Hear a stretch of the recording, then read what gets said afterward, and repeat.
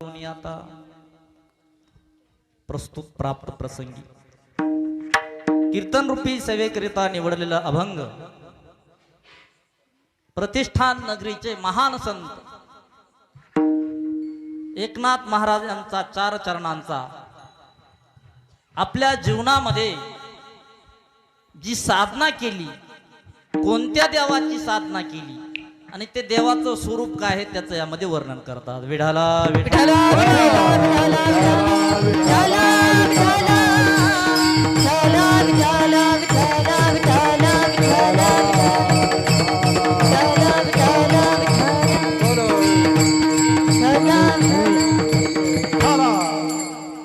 कार्यक्रमाला सुरुवात करण्यापूर्वी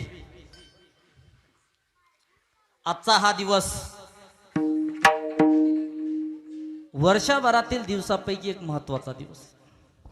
आपल्या जीवनामध्ये कित्येक जणांनी आजच्या दिवसामध्ये आपल्या जीवनाचं सार्थक केलं. तुका म्हणे जन्मा आल्याचे सार्थक विठ्ठलची एक देखलिया.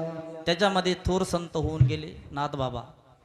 त्यांनी आजच्या या जीवनामध्ये आजच्या या दिवशी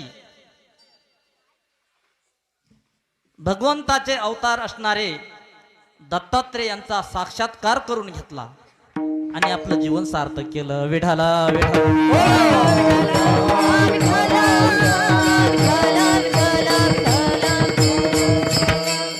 आज पूर्ण जगामध्ये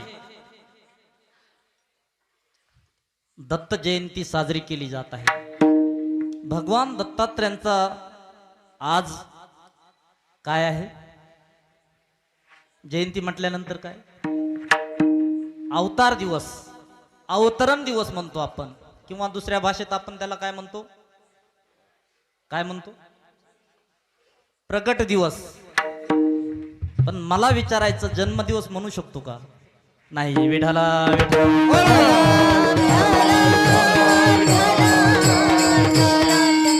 देव जे येत असतात ते जन्माने येत नसतात, ते अवताराने येत असतात. म्हणून दत्तात्रेयांचा हा जन्मदिवस नाही तर प्रकट दिवस अथवा अवतार दिवस. विठाला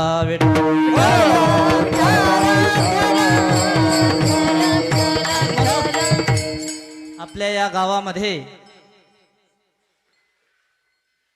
दत्त जयंती साजरी करण्यात येत आहे. आणि हा एक दिवसाचा उत्सव किती सुंदर रीतीने तुम्ही करत आहात याचं तुम्हीच दृष्टीनं पाहिलेलं हे उदाहरण. आज या निमित्ताने दिवसभर चालू असलेला कार्यक्रम, मंदिराची सजावट, समोर मला गुरुचरित्र ग्रंथ दिसत आहे, एक पाळणा दिसत आहे आणि समोर एक मंदिर पण दिसत आहे. आणि त्यांनी ज्यांचं जे मंदिर आहे त्यांच्या निमित्तानं हा कार्यक्रम. पण ज्यांनी हे मंदिर बांधलं त्यांना विशेष धन्यवाद दिले पाहिजे. कारण काय? मंदिरातून तुम्हाला काही उत्पन्न मिळणार आहे का? एखादं हॉटेल बांधल्यानंतर किंवा एखादं घर बांधल्यानंतर त्याचं प्रयोजन असतं, पण मंदिरापासून आपल्याला काय प्रयोजन आहे का? पण आपल्या या गावचे लाडके सुपुत्र असणारे आसाराम सूर्यभान शिंदे पाटील यांनी खरंच आपल्या जीवनात आल्यानंतर एक परोपकाराचं काम आणि पुण्याचं काम केलं. आणि माझ्यातर्फे मी असं म्हणतो की अशा प्रकारची सेवा सगळ्यांना घडत नाही. सगळ्यांना घडते का? आणि कुणाला जर घडत असेल तर त्याच्यासारखा भाग्यवान जगात कुणीच नाही. तुकोबराय म्हणतात, कुळी कन्या पुत्र होती जे सात्विक, तयांचा हरिक वाटे देवा. आणि अशा महापुरुषांचा जन्म झाल्यानंतर त्यांनी अशा प्रकारची मोठी सेवा केली, त्याचा देवाला सुद्धा आनंद होतो. आणि जीवनात आल्यानंतर संत सेवा करणं देवाला सुद्धा आवडतं.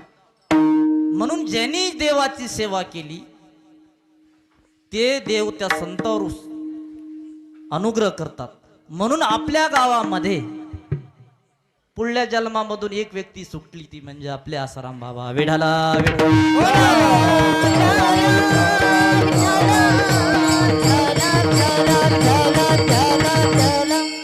असं गप्पा सांगत नाही, काही शास्त्राचा आधार घेऊन सांगतो.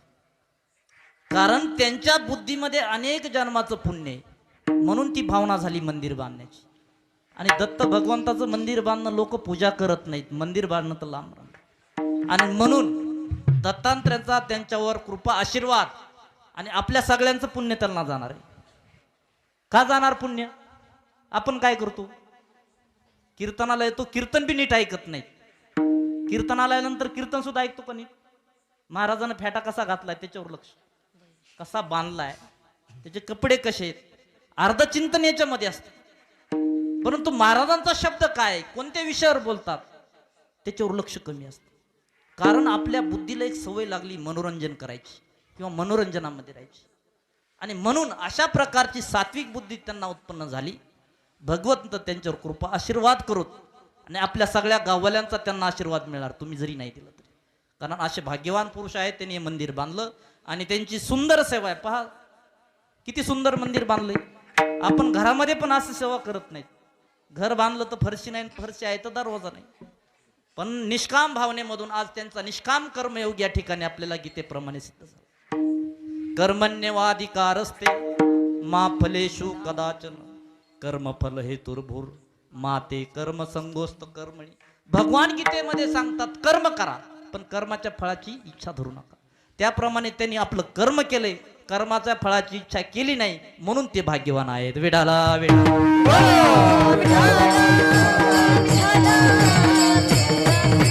त्याचबरोबर नाथबाबांचं असं सुंदर मंदिर, कानिप नाथबाबांचं असं सुंदर मंदिर आपल्या परिसरामध्ये आहे. मी या ठिकाणी आल्यानंतर मला प्रश्न पडला की कुठलं मंदिर आहे तिथं. तर म्हणले तिथं खाल्ल्या परिसरामध्ये 20-25 मंदिर आहेत. मी घाबरूनच गेलो. आता कुठल्या मंदिराचं नाव लक्षात ठेवायचं, एखाद्या मंदिराचं नाव जर विसरलं तर काय करायचं. सगळ्यात मोठी अडचण कीर्तन करायला काय असते, बुद्धिभ्रंश किंवा बुद्धीमध्ये ज्याच्या काही विक्षेप. आम्ही यानंतर आल्यानंतर मी सगळीच मंदिरं पाहिली, तर सगळ्यात जास्त पवित्रता जर आहे तर भगवान दत्तात्रेयच्या मंदिरामध्ये. वेढाला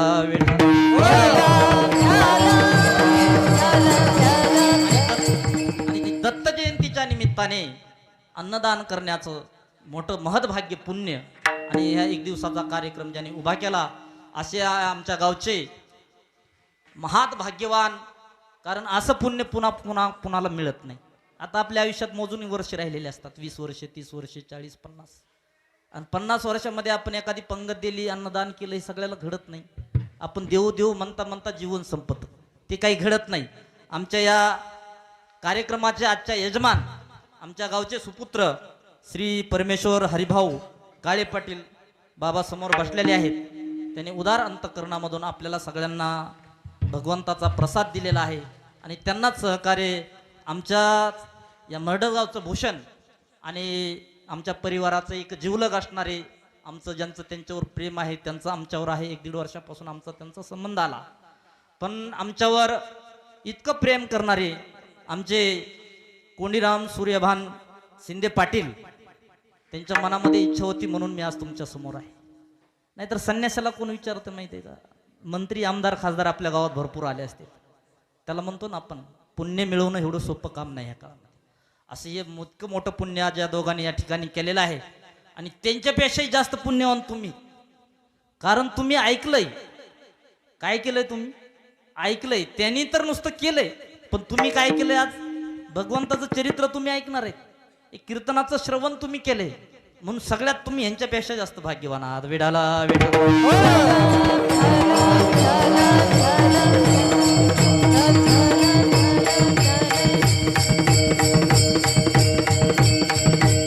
आणि तुम्ही आपल्या जीवनातला महत्वाचा असा वेळ काढून आज माझे 2 शब्द ऐकण्यासाठी या ठिकाणी आलेले आहात. मी तुम्हाला एवढं काही सांगण्याचा प्रयत्न करणार आहे, पण तुम्हाला माझं काही समजणार नाही. मी काय बोलतो ते तुम्हाला काय होणार नाही, समजणार नाही. आणि माझा प्रयत्न राहील की तुम्हाला तुमच्या भाषेत किती सांगता येईल शास्त्राचं सार, अभंगाचं सार, आणि तेवढा मी समजून सांगण्याचा प्रयत्न करणार आहे. तत्पूर्वी मला सहकार्य करण्यासाठी या ठिकाणी आपल्या परिसरातील आमचे गायनाचार्य कीर्तनकार पण आहेत. आता महाराज कीर्तन करतात, असं मी 1-2 कीर्तन ऐकले महाराज कीर्तन करायला. आमचे हरिभक्त परायण महादेव महाराज काळे डोंगरगावकर. पहिल्या काळात असा नियम होता की शूद्र लोकांना कीर्तन ऐकण्याचा अधिकार नव्हता. आणि जर कुणी ऐकलं, समजा गपचिप कुणी ऐकलं अंधारात बसून आणि दिसला एखाद्याला, त्याला धरायचं आणि त्याच्या कानात काय वाटायचे, शिशे म्हणायचे किंवा गरम तेल टाकायचे. म्हणजे पुन्हा त्यांना ऐकू नये म्हणजे कायमस्वरूपी केला. मग आपल्याला सगळ्या संतांनी किती मोठा अधिकार दिलाय. कुणी कुठल्याही जातीचा असो, कुणी कसाही असो, शूद्र असो, ब्राह्मण असो, सगळ्यांना अधिकार आहे. सकळ अशी येते, सगळ्यांना शुद्ध होण्याचा अधिकार दिला. पण पहिल्या काळात हा अधिकार नव्हता. उत्तर उत्तर मुनीनाम प्रामाण्य न्याय न्यायाने, संतांनी आपल्यावर किती उपकार केलेत, त्या उपकाराची आपण परतफेड करू शकत नाही. काय सांगू आता संतांचे उपकार, मज निरंतर जागविती. असे अनंत उपकार आपल्याला संतांनी आपल्यावर केलेले आहेत. त्याचबरोबर आमचे ह्या गावचेच गायनाचार्य बाबादेव आहेत, त्यांचे आप्पा आहेत. त्याच्यानंतर आमचे महारुद्र महाराज आहेत, केशव महाराज, सगळीच मंडळी. आणि त्याच्यात आमचे विशेष टाळ ज्यांनी सगळ्यात जास्त वाजवायचा प्रयत्न कोण करतं, तुम्ही पाहता, कोण करतं? तुम्ही काय पाहता, टाळ वाजवलेले पाहता की नाही? सगळ्यात जास्त टाळ कोण वाजवतं इथं ह्या लाईन मध्ये सगळ्यामध्ये? आमचे आसाराम दादा. त्यांच्यासाठी एकदा टाळ्या वाजवा. त्याला उत्साह लागतो कुठल्याही कार्यक्रमात. तुम्ही जर उत्साह शरीरात ठेवला तर परमार्थ होईल. काही माणसं आळशी करायचं म्हणून करायचं, काय होतं का? शेतामध्ये गेल्यानंतर कपडे काढून शेतामध्ये आपण शेती करतो का? कपडे नवे घालून कधी शेती केलेला पाहिला का माणूस? मग तो शेतकरीच नाही. तसं त्यांनी ठरवलंय, आपण उतरलो ते एकदा तर पूर्णच देहवान, देहीचं विदेही भोगदस. असं याप्रमाणे आमचे विनेकरी दादा आहेत, त्याच्यासोबत आमचे ज्यांनी टोपी घातले, नाव मला सांगता येत नाही, पण ते आनंद घेतात उड्या मारून. काय आनंद घेतात, ईश्वर त्यांच्यावर पाहत असतील काय. आणि आमच्या वारकरी शिक्षण संस्थेच्या मुली कीर्तनकार आहेत सगळ्या. पण माझ्या प्रेमास्तव आज तुम्ही सगळे या ठिकाणी उपस्थित आहेत. आमचे चेअरमन सतीश अण्णा दादा या ठिकाणी आहेत. आमचे बापू आहेत, जुने कीर्तन, हे आपण काय म्हणतो वारकरी. काकडा पहिला मी यांच्या मुखातून ऐकला आपल्या गावामध्ये. असे आमचे सूर्यवंशी दादा, बापू. आणि आता सगळीच मंडळी आहे. सगळ्यांचं नाव घेतल्यानंतर आपला टाइम तर 10 वाजून गेलेत. तुम्हाला काय सांगणार, काय सांगायचं ते सगळं विषय नंतर होऊन जाईल. आणि साऊंड सिस्टीम देणारे आमचे बानेगावचे काय सोनू, सोनू नाव ठेवले, काहीतरी चांगलं नाव ठेवा. सोनू कुठं नाव असते का? काय साऊंड सिस्टीमचं नाव काय मित्र? बानेश्वरी साऊंड सिस्टीम या परिसरामध्ये प्रसिद्ध आहे आणि चांगली सेवा करतात. पहा, त्यांचा टेम्पो उभाच आहे. आणि सगळ्यात जास्त मी तुमच्या सगळ्यांच्या चरणी साष्टांग प्रणिपात करून माझ्या सेवेकडे सुरुवात करतो. श्री संतांची या माथा चरणावरी साष्टांग हे करी दंडवत. तुमच्या सगळ्यांच्या चरणावर प्रणिपात करतो आणि माझ्या सेवेला मी काय करतो, सुरुवात करतो. पण तत्पूर्वी मला एक सगळ्यांना असं म्हणायचं आहे, विचारायचं आहे की माझा जे आवाज कॅप्चर करत आहेत, जो धरून ठेवतात, त्याचं बी आम्ही नंदन केलं पाहिजे. तुम्ही सगळे विसरणार आहेत, पण माझा आवाज ज्यांनी धरून ठेवला ते कोण आहेत? कोण आहेत माझा आवाज धरून कोणी ठेवलाय? आता तुमचं लक्ष आहे का कार्यक्रमात? हे समोर बसलेले आमचे माऊली दादा म्हणजे पहिल्यापासूनच. आणि हे महाराज आज कीर्तन केले असते, परंतु त्यांच्या मनात काय संसाराविषयी प्रेम झालं आणि त्यांच्यामुळं त्यांनी आज संसारावर प्रेम केलं, म्हणून त्यांना जे करायचे नाही तर आज आमच्या जागेवरती राहिले असते. म्हणून अशा प्रकारे त्यांचंही मी मनापासून अभिनंदन, स्वागत करतो. या ठिकाणी आलेत. आणि अशा प्रकारे भगवान दत्तात्रेयांचा हा मी जयंतीसाठी जो अभंग घेतलेला आहे, तो अभंग एका सामान्य माणसाचा नाही, खूप मोठ्या व्यक्तीचा. ती किती मोठी व्यक्ती तुम्हाला सगळ्यांना माहित आहे. जे पुरुषार्थ सिद्धी चौथी घेऊन या आपुल्या हाती, रिगाला भक्ती पंथी जगात येतो. पुरुषार्थ मोक्ष ज्यांनी प्राप्त केलेला असे आमचे प्रतिष्ठान नगरीचे संत एकनाथ महाराजांचा 4 चरणांचा जगाचा उद्धार करणारा हा अभंग आहे. वेडाला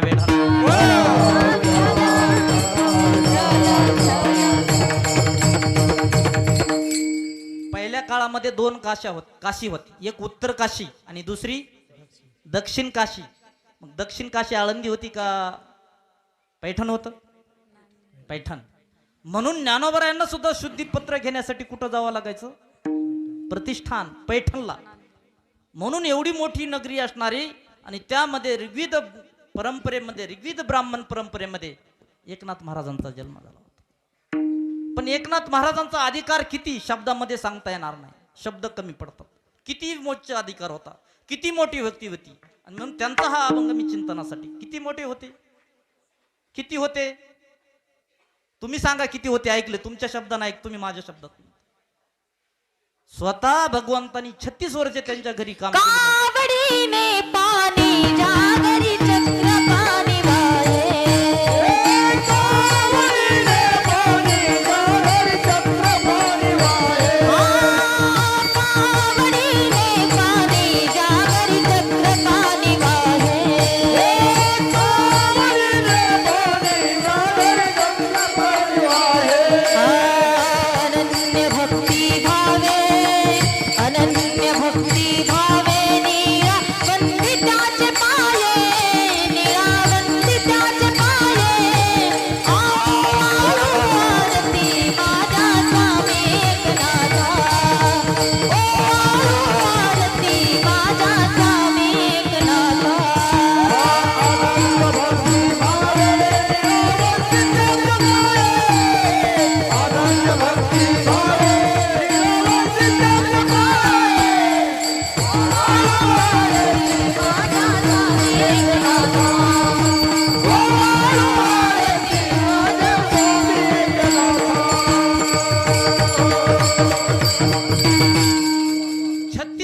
भगवंतांनी सेवा केली नाथ महाराजांच्या घरी. आपण रात्रंदिवस प्रयत्न करून आपल्या हृदयामध्ये देव येत नाही, आपल्याला देव भेटत नाही. आणि स्वतः देवानी त्यांच्या घरी 36 वर्ष सेवा केली. किती मोठी व्यक्ती होती, किती उंच अधिकार असावा. पहिले 12 वर्ष काय केलं देवानी येऊन. महाराज काय केलं माहिती का, काय केलं. तुमच्यासारखं गायनाचं काम केलं. वेढाला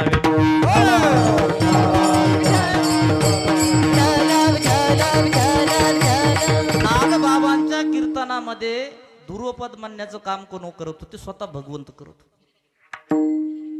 12 वर्ष. पण कुणाच्या तरी लक्षात आलं स्वतः देव आहे. देव लगेच निघून गेले. पुन्हा दुसरे 12 वर्ष कुठल्या रूपानं आले. श्रीखंड्या. श्रीखंड्या काय नाव पाहिजे, चांगलं नाव बोलव. श्रीखंड्या नाव बोलण्याचं काय नाव असायला पाहिजे. श्रीखंड्या काही चांगलं वाटत नाही, पण आपण काय बोलतो काय. खंडेराव तरी म्हणा बरं होईल. श्रीखंड्या म्हणजे त्याला काय एवढं नाही. देव होता आणि त्याला काय म्हणायचं श्रीखंड. किती वर्ष देवाच्या घरी पाणी, नाथ बाबांच्या घरी पाणी उरलं कावडीनं.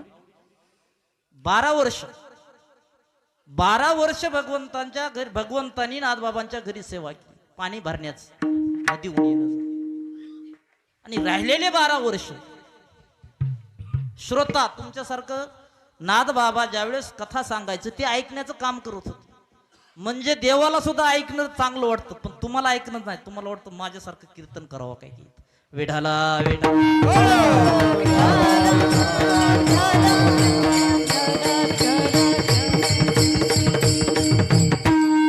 श्रवणम कीर्तनम विष्णोः स्मरणम पादसेवनम अर्चनम वंदनम दास्यम सख्यम आत्मनिवेदनम.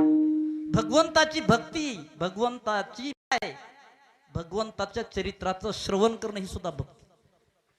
भगवंतानी स्वतः 12 वर्ष नाथबाबांच्या घरी ऐकली, कथा ऐकली, भागवत कथा ऐकली.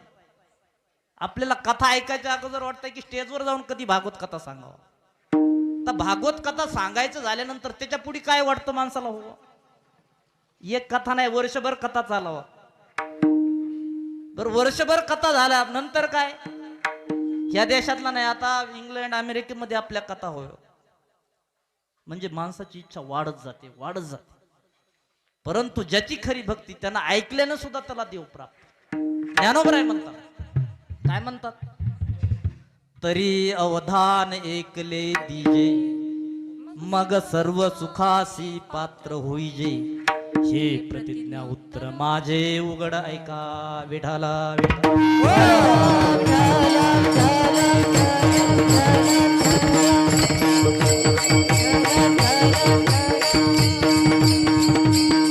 कथा ऐकण्याची महिमा सांगायलो मी. ज्ञानोबराय म्हणतात माझ्या ज्ञानेश्वरीची कथा कुणी जर ऐकल तर मी प्रतिज्ञा करून सांगतो त्याला जगात सगळ्यात मोठं सुख प्राप्त होईल. पण त्यासाठी काय करावं लागेल? कान देऊन ऐकावं लागेल. एक मी नेहमी दृष्टांत सांगत असतो की एक व्यापारी होता आणि त्याने 2 मूर्त्या विकत घेतल्या. किती घेतल्या? 2. पण एका मूर्तीची किंमत 1,00,000 होती आणि एका मूर्तीची किंमत किती होती? 1,000. दोन्ही चांदीच्या मूर्ती. दोन्हीची किंमत पाहिली तर सारखीच पाहिजे, परंतु एका मूर्तीची किंमत 1,00,000 रुपये आणि एका मूर्तीची 1,000. मग परीक्षा घेतली की विचारलं ही 1,00,000ची आणि ही 1,000 ह्याच्यामध्ये काय फरक आहे? तुम्ही फरक सांगा आणि मूर्ती घेऊन जा फुकट. आता नुसती अशी मूर्ती समोर ठेवल्यानंतर एवढं सहज आहे का? सोपं आहे का? चला म्हणले मूर्ती फुकट सोन्याची चांदीची मिळाली, काय घेऊ आपण. आणि मूर्ती पाहिली नंतर दोन्ही मूर्त्या सारख्याच वाटायच्या, फरक काही दिसत नव्हता. दोन्ही मूर्त्या काय दिसत होत्या? सारख्याच, फरक काही दिसत नव्हता, पण दोन्हीमध्ये फरक होता. मग जो फरक जाणल त्याला ती मूर्ती फुकट होती. मग दोघांनी बसले, ते चिंतन केलं, 1 वर्षभर पाहिलं, त्या मूर्तीत काही फरकच दिसना. वजन सारखं, सगळं सारखं, काहीच नाही. पण एक दिवस अभ्यास करत करत त्याच्या लक्षात आलं, त्याने एक दोरी घेतली, एका मूर्तीच्या कानात घातली आणि ती कुठं निघली? इकडल्या साईडने. हा, दुसरी एक दोरी घेतली, या कानात घातली दुसऱ्या मूर्तीच्या, ती कुठं निघली? पोटाकडं. मग जी दोरी कानात घालून पोटाकडे गेली, ते म्हणला हिची 1,00,000 रुपये किंमत आहे आणि हिची 1,000. त्याप्रमाणे आपण सुद्धा आहेत. आमच्या तुमच्यापैकी ऐकणारे जे आहेत, जे कानानं ऐकून आपल्या मनामध्ये हृदयामध्ये साठवतो, तो माणूस 1,00,000 रुपयेवाला आहे. आणि जो ऐकून या कानानं सोडून देतो ते 1,000 रुपयेवाला आहे. वेडाला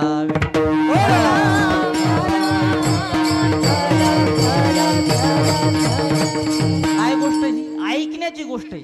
म्हणून ज्ञानोबराय म्हणले, तरी अवधान ऐकली दी. ऐकून आपल्या हृदयामध्ये साठवायचे आणि हृदयात साठवून आपल्याला देव प्राप्त करायचा. मी सांगत होतो की एकनाथ बाबांच्या घरी देवानी कथा ऐकल्या. किती वर्ष?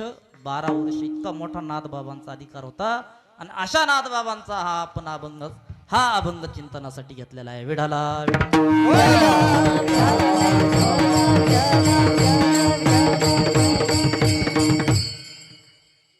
नाथ बाबांचे गुरु कोण होते सांगता येईल का आपल्याला? नाथ बाबांचे गुरु कोण होते? जनार्दन स्वामी. आणि त्यांचे किती शिष्य होते? 3 होते. जनी जनार्दन, रामा जनार्दन आणि एक जनार्दन. विढाला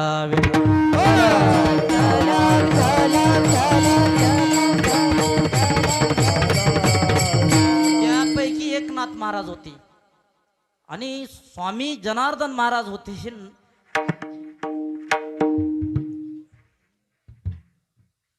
दत्तात्रेयांचे, भगवान दत्तात्रेयांचे ते उपासक. कुणाचे होते? आतापर्यंत आपल्या महाराष्ट्रात सगळ्यात पहिला उपासक संत कुणी असतील तर स्वामी जनार्दन. आणि स्वामी जनार्दन महाराजांनी इतकं तप केलं. ते राहायला कुठं होते? देवगड. आता देवगिरी किल्ला म्हणतो आपण. काय म्हणतो? देवगिरी. देवगड किल्ल्यावर त्यांनी तप केलं आणि साक्षात भगवंत त्यांना दर्शन देण्यासाठी साक्षात. एवढा मोठा अधिकार आणि एवढा मोठा अधिकार असणारे संत एकनाथ महाराजांना प्राप्त. कारण नाथ बाबा हे काय होते? भाग्यवान होते, पुण्यवान होते. कारण साधू संतांची भेट होणं एवढं सोपं काम नाही. त्यासाठी भगवंताची कृपा लागते. जगामध्ये सगळ्यात अवघड काम काय आहे? संत भेटणं अवघड. तुम्हाला जगात सगळ्या वस्तू मिळतात, 3 गोष्टी दुर्लभ सांगितल्यात शास्त्राने. शंकराचार्यजी महाराजांनी 3 गोष्टी जगामध्ये मिळण्यात सगळ्यात अवघड. ते म्हणजे पहिलं की शरीर. शरीरामध्ये माणूसपणा, मुमुक्षत्व आणि महापुरुष संश्रय. महापुरुषांचा आश्रय सगळं मिळेल आपल्याला, पण महापुरुषांची संगती आपल्याला मिळेल. त्यासाठी कुणाची कृपा लागते? भगवंताची कृपा लागते. बहुनाम जन्मनाम अंते. माऊली गीता पाठ केली का नाही तुम्ही? नुसत्या आळंदीला राहिले. विडाला विडाला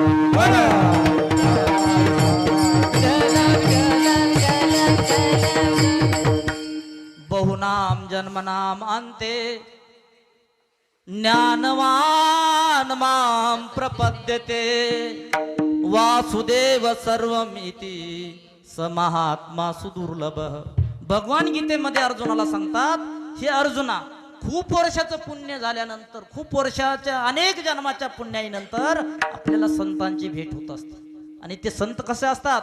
वासुदेव सर्वमिति स महात्मा सुदुर्लभ.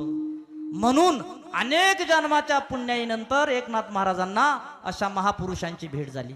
आणि अशा महापुरुषांच्या भेटीमुळे त्यांना काय प्राप्त झालं? ज्ञान प्राप्त झालं. काय प्राप्त झालं? ज्ञान. पहिलं जनार्दन स्वामीजींना दत्तात्रय महाराजचं दर्शन झालं. आणि दोघांचं दर्शन झाले असताना ह्यांच्या संगतीमध्ये, जनार्दन स्वामीजीच्या संगतीमध्ये नाथबाबा राहायचे. आणि ज्यावेळेस दत्तात्रय बाबांना महाराज दत्तात्रय भगवंताचं आणि जनार्दन स्वामीजींची भेट झाली, त्यावेळेस नाथबाबा साईडला बसलेले होते. आणि ज्यावेळेस दत्त भगवान ज्या ठिकाणी असतात त्यांच्यासोबत एक कामधेनू असते की नाही? पहा, मला इथून दिसते, तुम्ही पाहिले की नाही? कामधेनू असते. आणि त्या कामधेनूचं दूध काढून भगवंताने आणि जनार्दन स्वामींनी काला करून त्याचा प्रसाद दोघांनी खाल्ला. परंतु नाथबाबांच्या मनात होतं की मला एवढ्या महापुरुषांचा, देवांचा प्रसाद खायला कसा मिळेल. आणि त्यांनी त्यांच्या ते जे ताट राहिलेलं होतं त्या ताटाला धुवून काला करून प्रसाद म्हणून ग्रहण केला. आणि त्याच वेळेस दत्तात्रय भगवानी त्यांना प्रसाद दिला. सांगितलं की सगळ्यात मोठा भागवत धर्माचा प्रचार करणारा हा संत होईल. वेडाला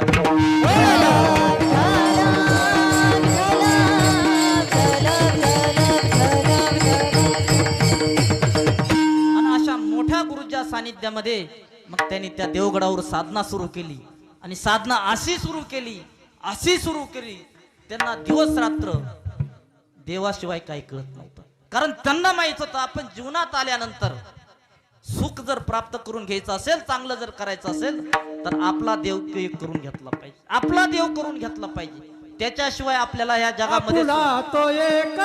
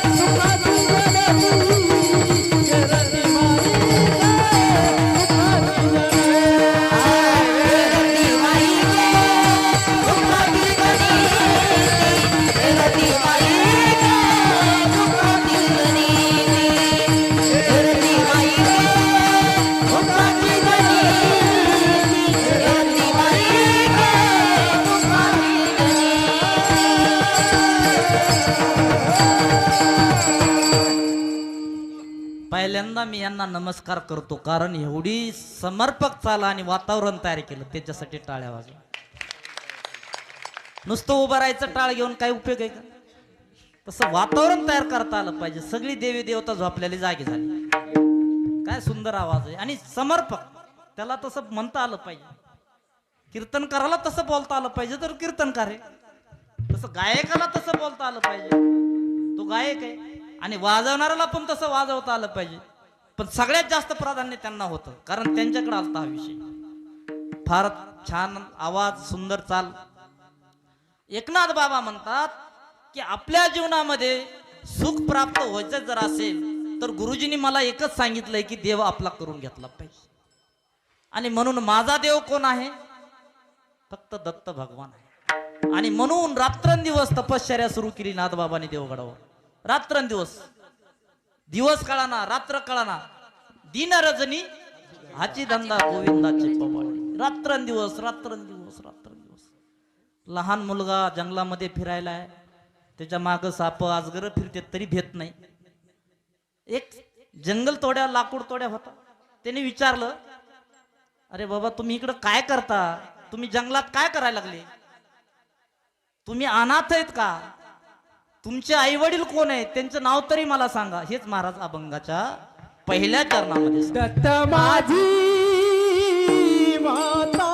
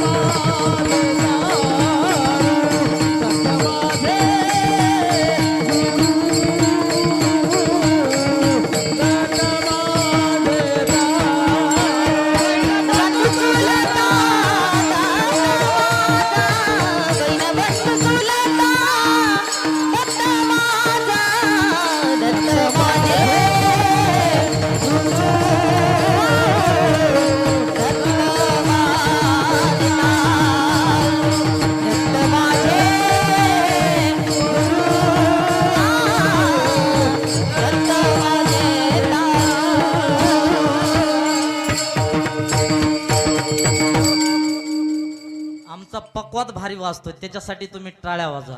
आमच्या हातगावचे ओंकार महाराज झिंजान, मी त्यांचं मागं नाव काय घेतलं नाही माहिती आहे का? म्हणलं ज्याच्या वेळेस त्यावेळेस सांगितलंस थोडं बरं राहतंय, सारखं सारखं रिपीट करण्यापेक्षा. यांचा इतकं होतं, पण यांची किती शक्ती, किती ताकद, त्यांना घाम आलाय. तुम्हाला गार लागाले, त्यांना घाम आलाय. म्हणजे जीव तोडून पक्वात सुद्धा वाजवत. म्हणून आज सगळेच आपल्यावर कृपा करायला लागलेत. तर नाथबाबांच्या जीवनातला हा प्रसंग आहे की नाथबाबांच्या जीवनात खरीच आई वडील कुणी होते का त्यांचे? होय बाबा, बापू, नाथबाबांचे आई वडील कोण होते? टेलर नव्हते? भानुदास त्यांचे आजोबा होते, दादा परदादा. त्यांचे लहानपणीच आई वडील वारले होते. म्हणून त्यांनी कुठला रस्ता धरला होता? जंगलाचा. वेढाला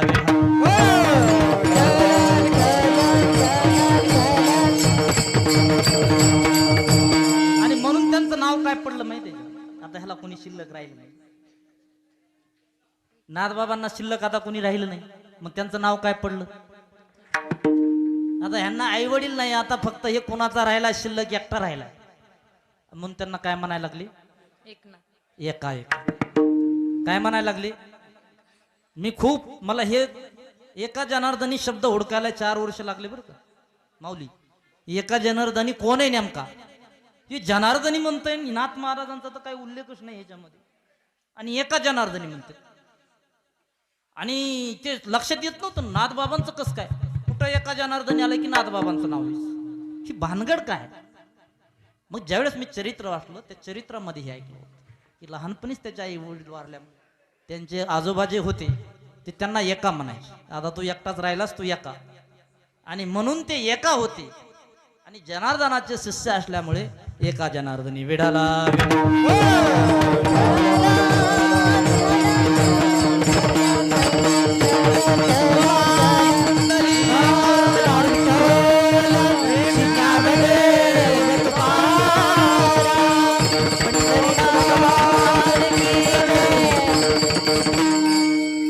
नुसतं तप करून सुद्धा चालत नाही बरं का. नुसत्या गळ्यातल्या माळा काढून जपत बसल्याने काही चालत होत नाही. बरोबर आहे का? नुसतं भजन केल्यानं काही होत नाही, त्यासाठी करावा लागतो गुरु. म्हणून ज्ञानोबराय म्हणतात, मज हृदयी सद्गुरु जैने तारिलो हा संसार पुरू, म्हणून विशेष अत्याधारो विवेकावरी. म्हणजे जगनामध्ये आल्यानंतर प्रत्येकाला सद्गुरु करावाच लागतो, त्याच्याशिवाय त्याचा उद्धार होत नाही. असं कोण म्हणतं? कोण म्हणतं? ज्ञानोबराय म्हणतात. कुठं म्हणतात? कुठं म्हणतात? तुम्ही जागेत का झोपलेत? कुठं म्हणतात? ज्ञानदेव म्हणे तरलो तरलो आता उद्धरलो, गुरु कृपे आता उद्धरलो.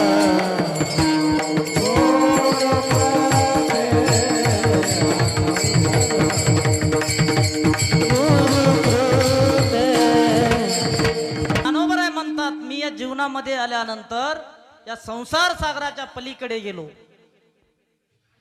अवघाची संसार सुखाचा करीन, आनंद भरीन तिन्ही लोक. कुठल्या जीवावर बोलतात हे? कारण त्यांना माहित होतं मी हृदयामध्ये माझ्या गुरुना प्राप्त केलेलं आहे, आणि गुरुमुळे मी संसाराच्या पलीकडे गेलेलो आहे. कशाची गोष्ट होती? सद्गुरूंची. मग सद्गुरू आपल्याला जीवनात कितून पलीकड नेणार आहे? भवसागराच्या पलीकड नेणारा आपल्याला जीवनामध्ये कोण आहे? फक्त सद्गुरू. आणि नाथ बाबा देहीचं विदेही भोगुदशामध्ये जीवन जगत असताना त्यांना विचारलं की तुमचे गुरु कोण आहेत? तुम्हाला या संसारामधून तारणारा कोण आहे? तुमचा आधार काय आहे ते सांगा महाराज. अभंगाच्या नाथ बाबा म्हणतात, माझ्या जीवनामध्ये मला मार्गदर्शन करणारा तो दत्तच आहे, भगवान आहे, तारणारे तेच आहेत. मला जो आधार जो आहे या जीवनामध्ये, देवाशिवाय माझा दुसरा कोणीही आधार नाही. विचारलं, सोयरे कोण आहेत तुमचे? सज्जन कोण आहे? तुमच्या मनामध्ये काय आहे? त्यांनी सगळं सांगितलं की माझं सगळं मनामध्ये सगळं काय आहे? फक्त काय आहे? दत्त आहे, भगवान दत्तात्रय माझ्या मनामध्ये, दुसरं काहीच नाही. म्हणून नाथ बाबा सांगतात, मला जीवनामध्ये मी माझ्या अंतःकरणामध्ये भगवान दत्तात्रयाला साठवल्यामुळं सुख प्राप्त झालं. आणि म्हणून तुम्ही न विचार करता, तुम्हीही कुठल्या प्रकारचा न विचार करता काय करा? भगवंताच्या न विचार करता कुठलाही विचार करू नका. तुमचा 20व्याचं स्थान जे आहे, माझं जे आहे तुमचं, म्हणून तुम्ही काय कराला? भगवान दत्तात्रयाला शरण जा. महाराज शेवटच्या चरणात सांगतो,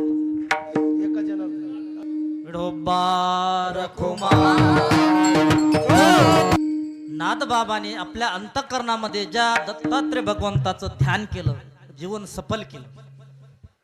असे दत्तात्रय भगवान होते कोण? या पृथ्वीवरती आले कसे? आपल्यासारखं तर नाही ना, कुठून आलोत चाललोत गेलोत असतं. कुठलीही मोठी व्यक्ती येते प्रयोजन असल्याशिवाय येत नाही. प्रयोजन मन उद्दिष्ट मंदोपी न प्रवर्तते. वेडा माणूस प्रयोजन असल्याशिवाय फिरत नाही. आणि स्वतः भगवान अवतार धारण करतात, त्याचं काहीतरी प्रयोजन पाहिजे. आणि त्यांचं प्रयोजन काय होतं, कुणामुळे आले, हा एक महत्वाचा विषय. हे विषय घेऊन आपण कार्यक्रमाला पूर्ण विराम देऊ, भरपूर वेळ झालेला आहे. या जगामध्ये भगवंताने खूप अवतार धारण केले आणि त्याच्यामध्ये एक महत्वाचा अवतार म्हणजे भगवान दत्तात्रेयचा आजचा अवतार. हा अवतार का घ्यावा लागला माहिती आहे का? फक्त एका स्त्रीमुळे भगवंताला अवतार धारण करावा लागला आणि त्या स्त्रीचं नाव होतं अनुसया. त्या अनुसयाकडे ही पावर होती, ताकद होती, शक्ती होती. किती काय शक्ती होती हे जगाला कळालं नाही, त्यांनी लोकातल्या देवांना कळालं नाही की काय शक्ती हिच्याजवळ, किती जी म्हणीन ते साध्य होतं. सत्य प्रतिष्ठायाम क्रियाफल आश्रय, ती जे बोलल ते सिद्ध होत. सगळे देव घाबरून गेले, पतिव्रता स्त्रिया घाबरून गेल्या. कोणती अशी स्त्री की जिच्या ताकदीमुळं ते म्हणलेली प्रत्येक गोष्ट सिद्ध होती. काय ताकद आहे तिच्याकडे? तर तिच्याकडे, त्या स्त्रीकडे एकच ताकद होती. जगामध्ये खूप स्त्रिया होऊन गेल्या, सावित्री, पार्वती, लक्ष्मी हिच्या पुढी होती. मदाला असे भरपूर होऊन गेल्या, पण ह्यांच्या पुढी होती म्हणजे ती कोण? अनुसया. आपण काय म्हणतो, आणसी म्हणतो, काही काही नाव कसे बोलतात, पण किती मोठं नाव आहे अनअसूया. जिनं जीवनामध्ये कधी कुणाचं वाईट केलेलं नाही अशी स्त्री होती. पण तिच्यामध्ये एक गुणधर्म चांगला होता की तिने आपल्या पतीची सेवा अशी केली, अशी सेवा केली की तिच्यासारखं आजपर्यंत पती सेवेचं उदाहरण नाही. आणि म्हणून त्याला एक शब्द पडला, महापतिव्रता. पतिव्रता नाही, महापतिव्रता सती अनुसया. मग आता पतिव्रता म्हणल्यानंतर माझ्यापेक्षा जास्त तुम्हाला माहित आहे असं समजून आपण चलू. पतिव्रता स्त्रिया, पतिव्रता काही नुसतं म्हणल्यानंतर पुरुषांची किती सेवा करतात याचं जर सांगायचं झालं तर कीर्तन करायला हा विषय संपणार नाही पूर्ण 2 घंटे.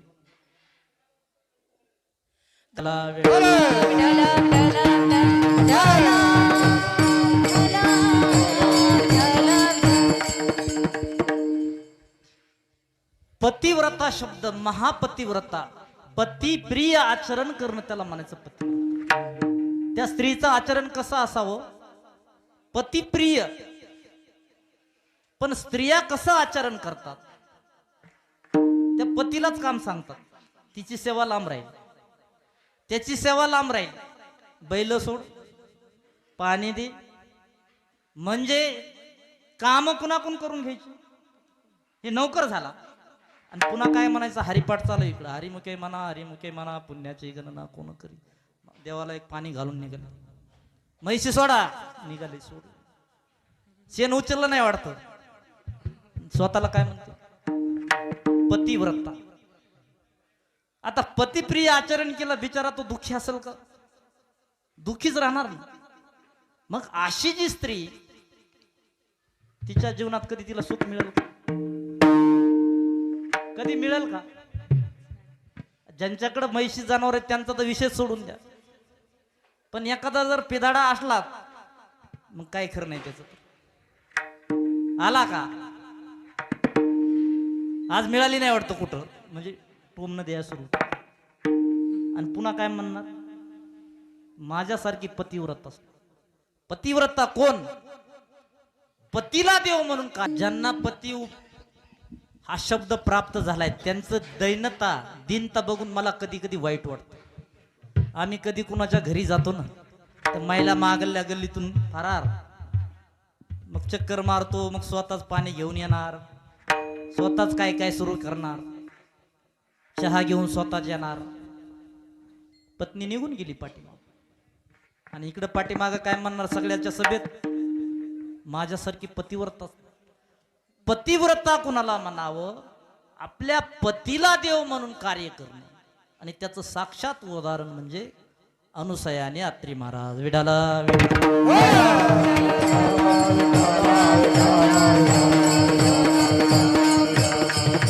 अत्री ऋषींची एवढी सेवा केली अनुसयानं की अनुसयाच्या मुखातून जो शब्द निघत होता तो सिद्ध होतो. आणि म्हणून महाराजांनी म्हटलंय, तू का म्हणे पतिव्रता आणि त्याची देवावरी सत्ता पुढे येईल. की देवाला सुद्धा कमी केलं. इतकी पतिव्रतेची ताकद आहे. तुमच्यासाठी सांगायला तुम्ही हसू नका सगळे. हे पुन्हा पतिव्रता होण्याचा टाइम पुन्हा दुसऱ्या जन्माला गेल्यानंतर येणार नाही. तुमच्याकडे एक शक्ती. आता पतीला देव मानून जर कार्य केलं तर तुम्ही अनुसयासारखे महान होणार. अनुसयानं पतिव्रताच्या जोरावर दत्तात्रय भगवंताला पृथ्वीवर आणलं. वेढाला वेढाला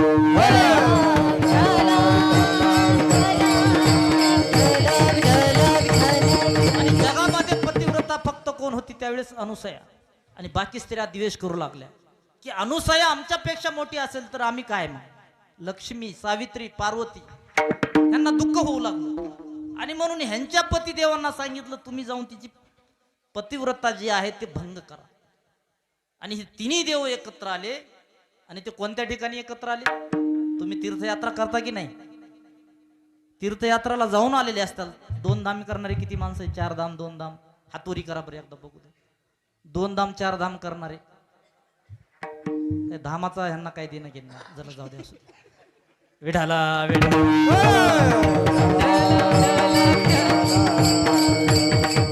जगामध्ये माणसानं सगळ्या गोष्टी केल्या पाहिजेत. चांगल्या बरं का, वाईट नाही, चांगल्या.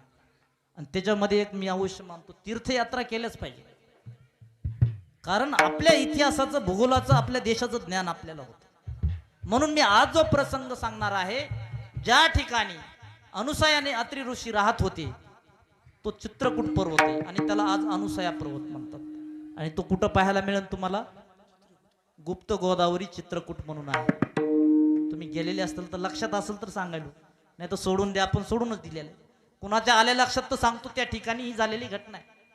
सगळे देव गेले आणि गेल्यानंतर सांगितलं अनुसया आम्हाला भिक्षा दे. अनुसया म्हटली मी भिक्षा देते पण तुम्ही स्नान करून या. आणि सगळे देव स्नान करून आले. परंतु म्हणले आता हिचं पतिव्रता संपवायचं आपल्याला. खाऊन जाऊन तर आपलं भागणार नाही. म्हणून तिने सांगितलं, देवाने सांगितलं आम्ही तुझ्या हातचं जेवतो, अन्न भक्षण करतो, पण तुला पूर्ण कपडे काढून विवस्त्र व्हावं लागेल त्यावेळेस आम्ही तुझ्या हात. आणि म्हणून ती पुन्हा काय झाली? आपल्या पतिदेवाकडे गेली, त्यांच्या पाया पडली आणि त्यांना स्मरण करून पुन्हा वापस आली. आणि पाया पडून वापस आल्यानंतर ब्रह्मा, विष्णू, महेश्वर हे तिच्या ताकदीनं काय झाले? लहान बालक झाले. म्हणून तुकोबाराय म्हणतात, तुका म्हणे पतिव्रता आणि त्याची देवावरी सत्ता. वेडाला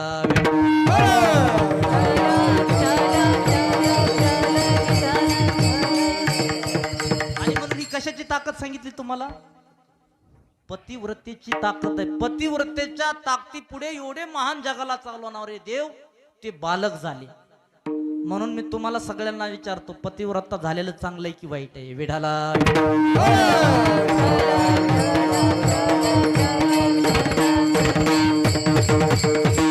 आणि ते 3 बालक पाळण्यामध्ये टाकल्यानंतर सरस्वती, सावित्री, पार्वती आणि लक्ष्मी आपल्या देवांना हुडकू लागली. आणि तो चित्रकूट पर्वत आहे, अनुसया पर्वत नाव आहे, त्या ठिकाणी लहान बालक पाळण्यामध्ये पाहत. आणि अनुसयानं सांगितलं तुम्ही जे तुमचा देव आहे ते उचलून घेऊन जा. लक्ष्मीने उचलला लहान बालक, तो निघला ब्रह्मा. कोण निघला? तो. मग त्यानंतर लक्षात आलं की अनुसया ही लहान नाही, आम्ही यांच्यापेक्षा किती खूप लहान आहेत. आणि ती अनुसयाला शरण गेली. आणि पुन्हा तिनं आपल्या पतिव्रतेच्या जोरावर त्या देवांना पुन्हा एकत्र काय केलं? पुन्हा देवरूपाला आणलं. आणि पुन्हा अनुसयाला त्यांनी आशीर्वाद दिला की तुझी इच्छा काय आहे? आणि तो आशीर्वाद असा होता की तिनं मागितलं की माझ्या जन्मात तुम्ही बालरूपाने आला होता, असंच तुम्ही माझ्या जन्मामध्ये, जीवनामध्ये येऊन मला असं प्रेम द्यावं. आणि म्हणून मग ते प्रेम देण्यासाठी हेमंत ऋतू, मार्गशीर्ष महिना आणि कोणता नक्षत्र होतं? रोहिणी नक्षत्र, पौर्णिमा तिथी आणि आजचा गुरुवार. वेढाला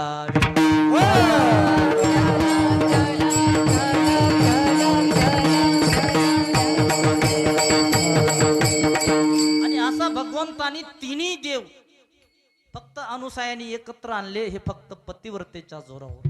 आणि तिन्ही देवाचं दर्शन दत्तात्रेयाच्या भगवंताच्या रूपानं आपल्याला करायला मिळतं. ही महत कृपा जर कुणाची असेल तर महापतिव्रता असणारी अनुसयाची, आणि त्याच्यामुळे आपल्याला तिन्ही देवाचं दर्शन, सगळ्यात श्रेष्ठ दर्शन हे भगवंताचं आहे. विठाला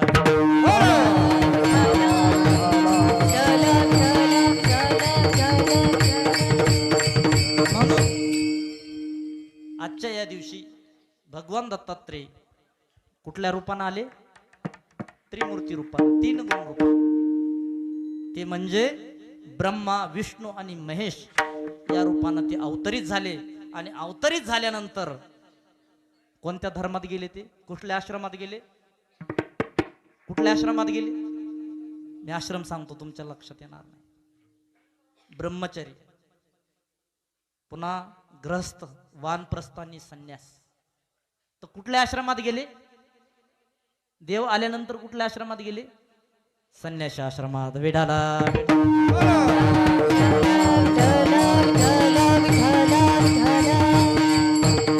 म्हणून दत्तात्रय भगवान जे आहेत त्यांना म्हटलं अवधूत चिंतन श्री गुरुदेव दत्त. अवधूत अवस्थेमध्ये येते वेळेस ते काय घेऊन आले? कामधेनूला घेऊन आले. 4 श्वान 4 वेदाच्या रूपाने घेऊन आले. हातामध्ये कमंडलू, त्रिशूळ आणि कामधेनू काय, अशा रूपाने या पृथ्वीवर विचरण करू लागले. आणि त्यांच्या चरित्राचं वर्णन फक्त एका ग्रंथात मिळतं, आणि त्या ग्रंथाचं नाव काय आहे? तुम्हाला काय माहित आहे का नाही? मला वाटतं तुम्ही काही ऐकता का नाही कुठं काही? गुरुचरित्रामध्ये. विठाला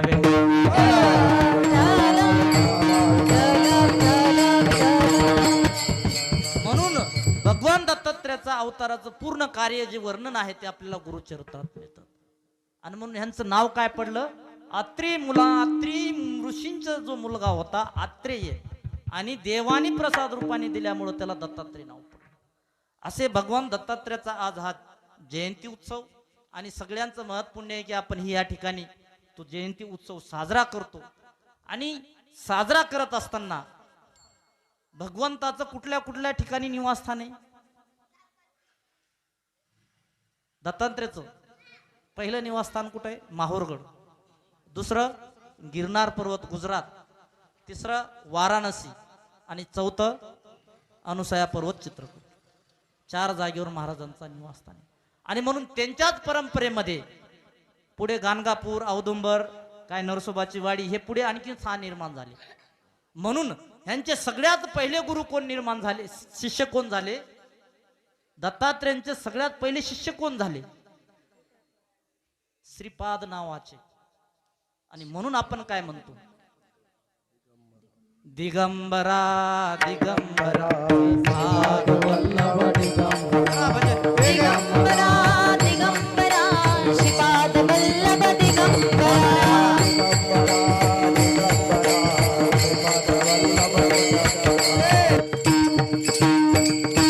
आपण जप करतो दिगंबरा दिगंबरा श्रीपाद वल्लभ दिगंबरा. काय अर्थ याचा? फक्त जप करणं काम आहे आपलं, अर्थाचं काय देणं घेणं नाही.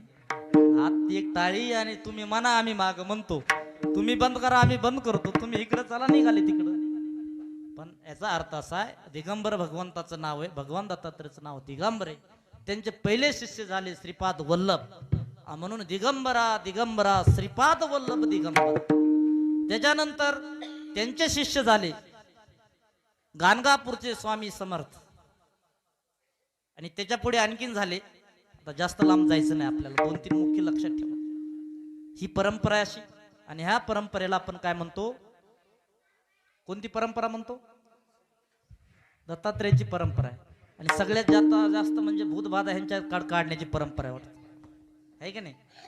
भूत लागलेली माणसं सगळे इकडेच जातात ह्यांच्याकडे. त्या गाणगापूरला कुठं कुठं मी ऐकतो म्हणे दत्तात्रेयाचे मंदिर आहे, तिथं भूत काढतात. असू द्या, की भगवान दत्तात्रेयांची परंपरा आहे. आणि या परंपरेमध्ये ही अशी पुढे चालूच राहिली. पण याच्यामध्ये एक आणखीन विशेष आहे की ही परंपरा संन्यासामध्ये सुद्धा आहे. आता तुम्ही म्हणताल ही काय आपल्या गावातच आहे काय? प्रत्येक संन्यासाला एक देव वाटून घेतलेला आहे. तर एक 10 आखाड्यापैकी एक जुना आखाडा नावाचा संन्यासी परंपरा आहे आणि त्याच्यामध्ये ह्यांची पूजा केली जाते. वेडाला वेडा विठ्ठल विठ्ठल विठ्ठल.